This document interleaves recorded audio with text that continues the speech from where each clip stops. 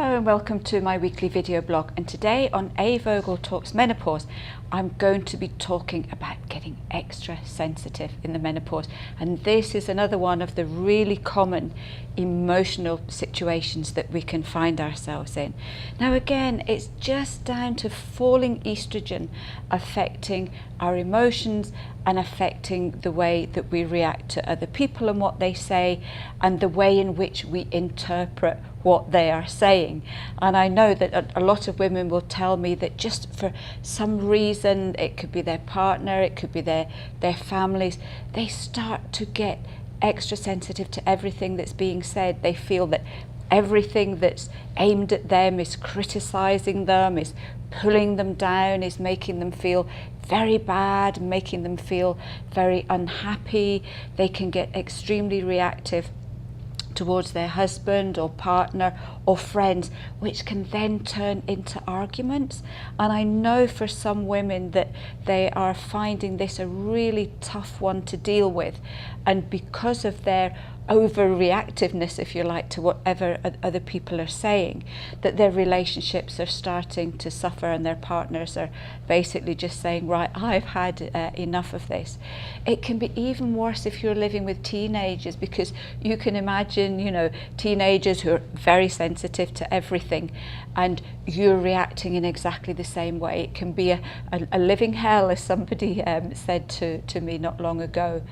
This can also happen at work as well, and this is a really difficult situation, because if you feel that your boss is picking on you, that they are being extra critical of your work, or you feel that they're pulling you down in front of your workmates, it's very difficult to retaliate. And in the menopause as well, when you're in this situation, your confidence tends to go as well. So maybe in times gone by, if somebody had spoken to you in a way which you thought was inappropriate, you would be able to stand up for yourself. But very often what happens here is that the women will find themselves in tears and running out the room and just not able to cope.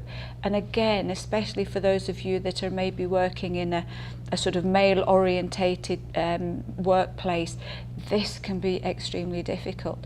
For some women as well, this situation can get out of hand and can lead to feelings of the fact that everybody and the world is out to get you, and that it can almost feel like you're in a state of paranoia.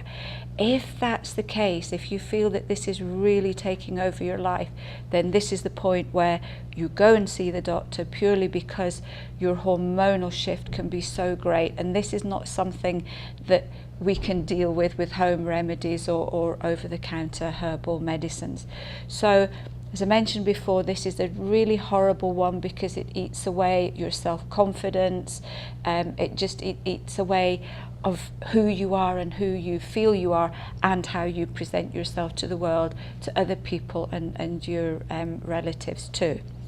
So what can you do about this one? There's a couple of things that you can certainly try. We have a lovely remedy called Stress Relief Daytime, and this is known to help with anxiety and stress during the day. It's non-addictive, it's non-sedating. So if you are finding yourself in this situation at work, then it's a nice one to try. We've also got Female Essence, which is one of the flower essences, and these are lovely. They're very gentle and they work on the emotional side. So these can help to make you less sensitive, or maybe even just to sort of desensitize you a little bit to the criticisms that you may feel are coming your way. The other really important thing here is talk to your family, talk to your partners, and just say, look, this is my hormones talking, this is not me. Most women are not normally that argumentative. So if you can get the rest of your family to understand how you're feeling, and it's your hormones talking, then they hopefully will be less reactive to you when you find yourself in one of these situations, and that will then diffuse everything, and you're less likely to get into the state of confrontation and a full-blown argument.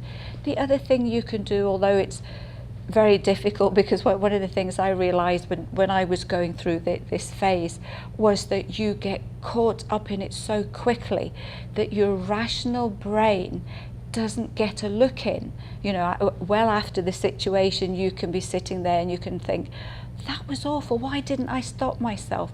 But when you're in it, because of the hormonal flux and changes that are going on, you very often don't have any control. So the other really important thing here is, don't beat yourself up about it. Don't start to feel guilt, because if you do, that's just going to compound the whole problem. So it's really important here to realize that for yourself as well, this is a phase of the menopause, and for most women it tends to be quite a short-lived one for most women, that you will get out of it. So although I would sort of say, if you start to feel these things coming on, walk away, that's not very easy. And I know myself, it was when you're in that moment, your own rationale goes out the window as well. However, what you can do on a regular basis, if you're in this whole scenario, is to practice slow, deep breathing on a regular basis. Part of the problem with this situation is that your nervous system is firing on all cylinders practically the whole time. And if you can do deep, slow breathing during the day, you're going to take the edge off it, and you might find that you become less upset at any situation that you are in. The other thing to do as well is, this is my little diary time. Get a diary and write down when these situations are occurring. Do you find that it happens at the same time every day? Is it always in the kitchen after you've cooked the dinner? Is it, you know, halfway through your working day? Because sometimes if these situations happen at the same time every day, there is very often a real physical reason for this, and that can be the fact that you are dehydrated, you've not remembered to drink your water. It could be that you're just tired. You know, if it's happening at the end of the day every day, then very often that's just fatigue kicking in that's making you more vulnerable to this situation. And the other thing is low blood sugars as well. If you haven't eaten for a while, or you've had something like caffeine, or you've had a sugar hit just beforehand, then these will affect your blood sugar levels, and that will make you more cranky as well. So there's loads of things that you can do about this one, and I'd love to hear from any of you who've been in this situation and have tried something and it's helped you, because I'd love it when you email or contact me, and you're more than happy to share all your wonderful tips. So here's hoping that if you're in this situation, that you can feel more in control when it actually happens. So until next time, I will look forward to seeing you next week on another A. Vogel Talks Menopause.